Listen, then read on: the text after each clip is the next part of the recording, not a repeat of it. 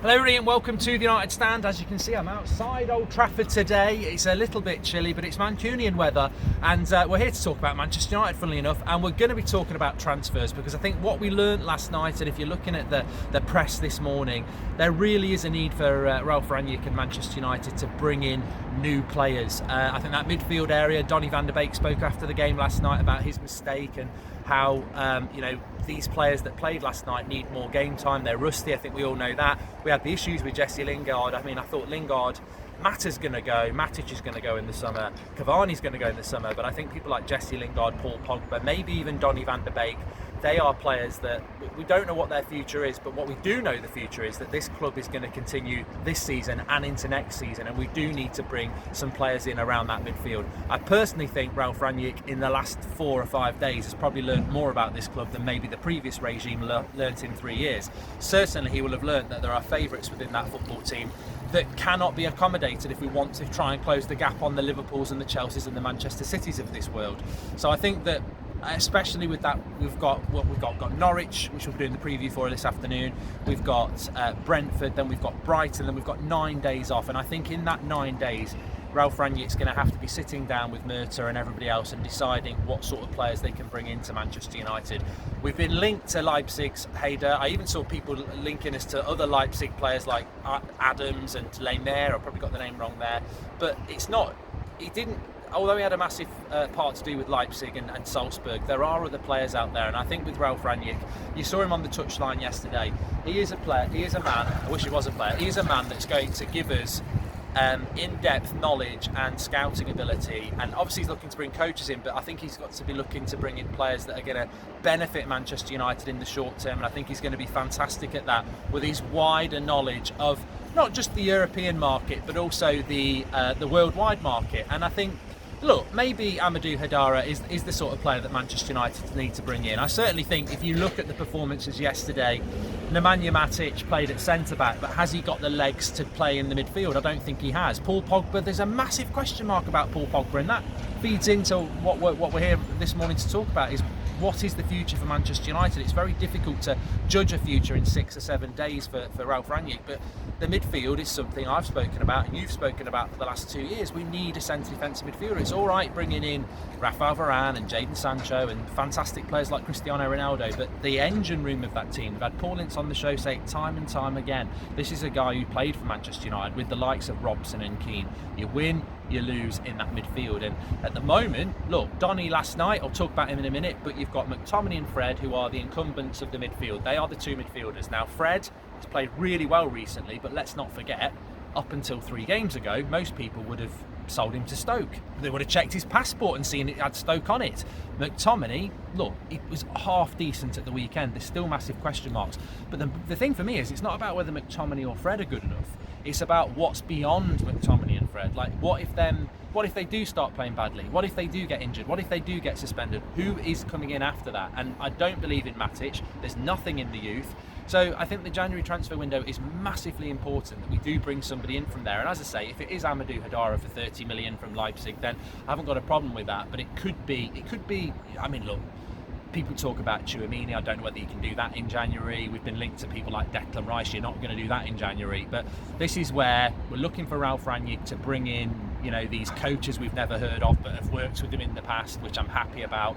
And I'm hoping he's got a little black book of midfielders that he, 2 or 3 players that he can say to Murta, he can say to the club, bring those into Manchester United this January and they're going to improve us massively. Now, on Donny van de Beek, I was very impressed last night that Rangnick actually played Donny van de Beek in that midfield position, because, as I said, McTominay and Fred are players that are not going to be able to play every single game at the intensity you need to play. I mean, we saw last night, right here, that against young boys, we didn't press as well as we could do. Now, you're never going to press with the intensity that we did in the first half an hour against Crystal Palace, when you've got Jesse Lingard, who seemed to be, it was almost like Dick Whittington. I think he had his stick and his thing ready to walk off to London. He was, I don't know where his head was at. A few young players, and then Juan Mata, who basically is thinking about saga holidays and his pension, and he's having to run around in the midfield. So look, Donny van de Beek was exposed yesterday. I thought the mistake for the goal was on him, but I actually believe he had a good performance. It's weird when you look around social media, because Wan-Bissaka got a lot of stick. I actually thought he was okay. Luke Shaw got a lot of stick. I actually thought he was decent for the hour he was on, and that was backed up by Rangnick. But Rangnick himself spoke about the goal and said he was disappointed that the passes we were trying to play in that area, that was a mistake waiting to happen all night, and young boys took advantage of it.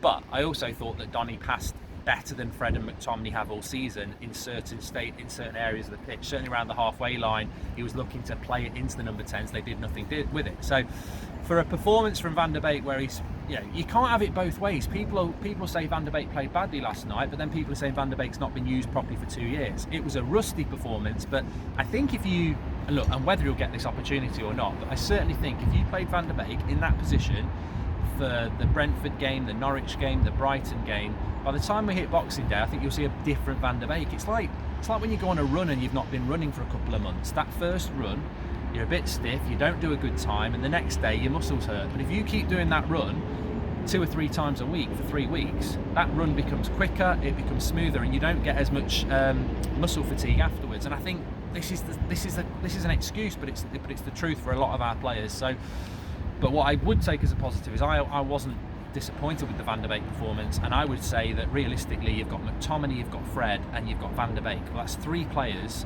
who can play those midfield 2 roles. I don't believe Matic can do it because I don't think he's got the legs to do it. I think Donny can do it, and he's shown that yesterday, and still people in our fan base think he's a number 10. I don't think he's a number 10. I don't think he's a Bruno or a Sancho. I think he's got way more to his bow. I like some of his tackles were good, some of his passing was good, his energy and stamina is good. I think that's where Van der Beek is. Matic is gone, Cavani is gone, Mata is gone. They're gone in the next 6 months. So what I would be looking at the future is McTominay and Fred and Van der Beek, and then bring somebody else in, and then let those 4 players develop over the next year and see what they can do, because we desperately need. We're not winning titles, we know that. We're not going to win the FA Cup, and we're not going to win the Champions League with the midfield as it stands. Beyond that, defensively, Eric Bailly, fantastic. I would love to get Eric Bailly more time. I think Lindelof's been good, so I don't think we need centre-backs. Let the train go by. I think in relation to full-backs, I'm happy with Luke Shaw and Telles. I think Wan-Bissaka and Dalot are going to compete with each other. The goalkeeping situation's fine, and we've got an abundance of number 10s and attackers and wingers, and we've got a lot of young players who can play those positions as well. Now, they're not all going to make it, but we saw some of them last night. You've got Shoretire, Iqbal, they're coming, they're a little bit behind. You've then got Hannibal, who wasn't there. You've got Alanga, you've got Ahmad. We've got, and then you've got the Greenwoods and the Rashfords, and you've people like Martial. So for me, Manchester United over the next few weeks have got to be looking at that midfield area, specifically to January, because it's a problem I can see. It's a problem many of you have seen before, and as we wake up this morning and looking around the papers this morning, it's certainly an area that Manchester United, I just think that if we're going to do any business in January, it's got to be done in that area under Solskjaer. And unfortunately there's no pictures of Solskjaer in here anymore, because he's not the manager, to people who keep talking about him. He's gone. But I think we would have been looking at Kieran Trippier. And it's amazing how football can turn around very quickly on the transfer market, because we would have been looking at Trippier. We're now talking about Wan-Bissaka's over and Dalot's the player, but what that does show to me is we've got 2 right backs to compete. So whatever we were thinking about spending on Trippier, put it back in your pocket and focus on the midfield, and I think that's the way forward for United. But look, last night means nothing. I'm glad it's over. I probably got more excited about it than most of you did as well.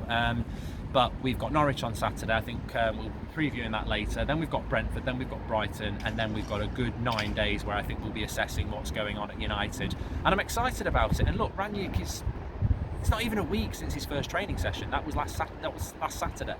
And he'll have learned so much from that game last night, and he'll have learned so much from the training that he's doing. But yeah, I think the one, I'm realistic. I think you get the bounce of a new manager and everyone starts thinking you're going to win the treble.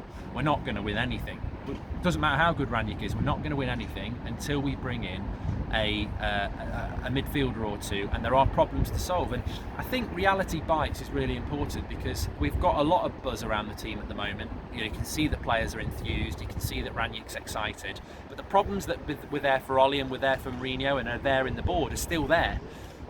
Rangnick can come in with all the ideas in the world, but if he's not allowed to utilise those ideas, then it's a problem. But I am positive. I think Rangnick is ready to go to work, and I think the midfield is where we need to be looking at. So I'm enthused and excited this morning to read some of the stories about Man United looking at transfers, because I think as a sentence, what we learned last night is we've got a massive squad, and a lot of it's not good enough.